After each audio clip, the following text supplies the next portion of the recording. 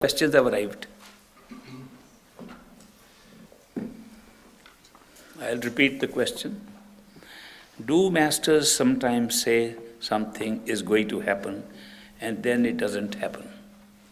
For example, I had heard that great master had named Bhagat Singh as a successor, but he died before that could happen.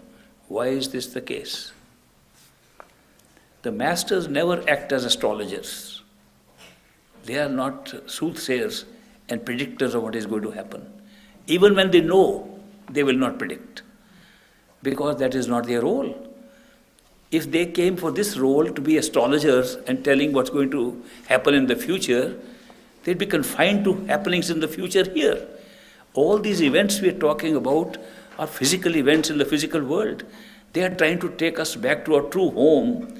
How much would they like to concentrate their attention on telling about events that are going to happen here? It's not their role to become astrologers and predict what is going to happen here. There are so many others who can do that. If you want to find what is going to happen, go to a good astrologer. Go to a good soothsayer. Don't go to a perfect living master. Secondly, perfect living masters are playing a game, and they follow the pattern of the creator. The creator is playing a game. The creator is playing a bigger game. They play a smaller game in a smaller stage here where they come. And they act as natural and as much like us as we are. If they can predict something and we cannot, they are unfit to be masters with us. They have to be just like us. If a master is so much advanced beyond us, he can never be our friend. A friend is one who is like us. That is why they are so careful to be like us, that if they are meeting different people at different stations of life, they will be like each one of them separately. But they'll be like them, like us, not something super.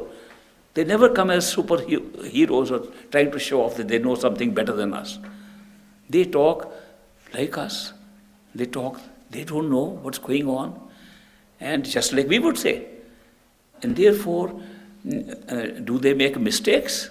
Sure, if we make mistakes, they make mistakes. Otherwise, they are not like us.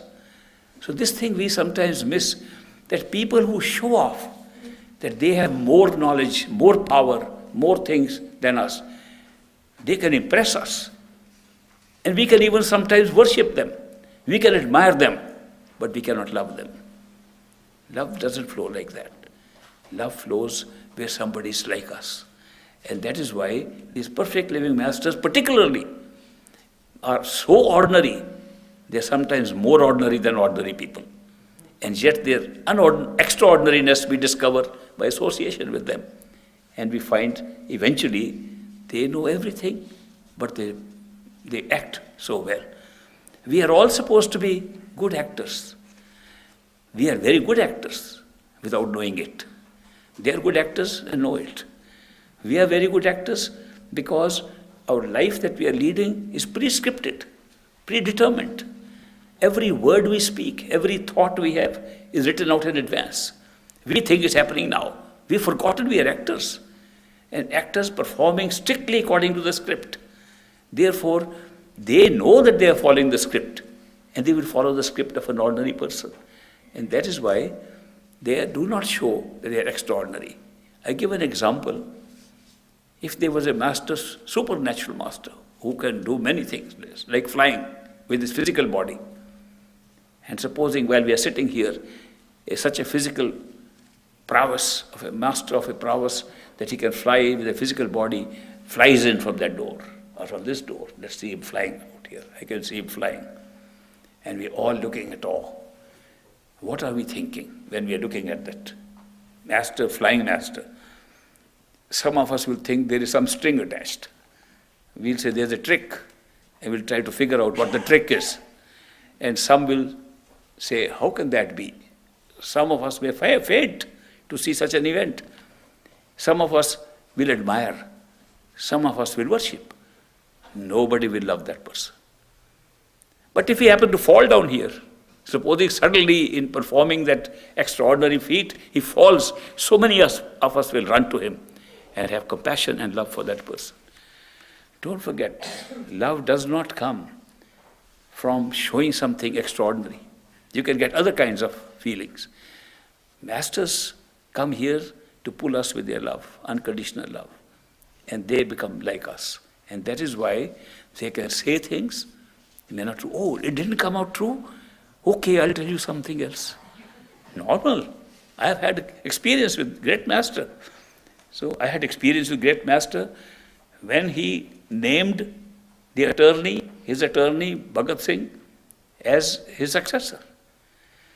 I was the last person to see the great master with Bhagat Singh before Bhagat Singh died. I was the only person privy to the conversations that great master had with Bhagat Singh before Bhagat Singh died. And great master told me at that very time, don't tell what we talked. And I never told anybody. I only told that he did talk and I was there. But the fact, and I know the significance of what he talked at that time. I know the significance today, why he named him and the man died whom he named. But these things, if you want real answers, why master do a particular thing which we can't understand outside, go inside, answers are there. Inside you will see the whole story. You will see exactly why these things happen. There was a very good reason for what this happened, but we can't see the reason here. But if we go within, we'll find the reason. So do not expect masters to be acting as astrologers, but you can find them as beautiful lovers and beautiful beloveds.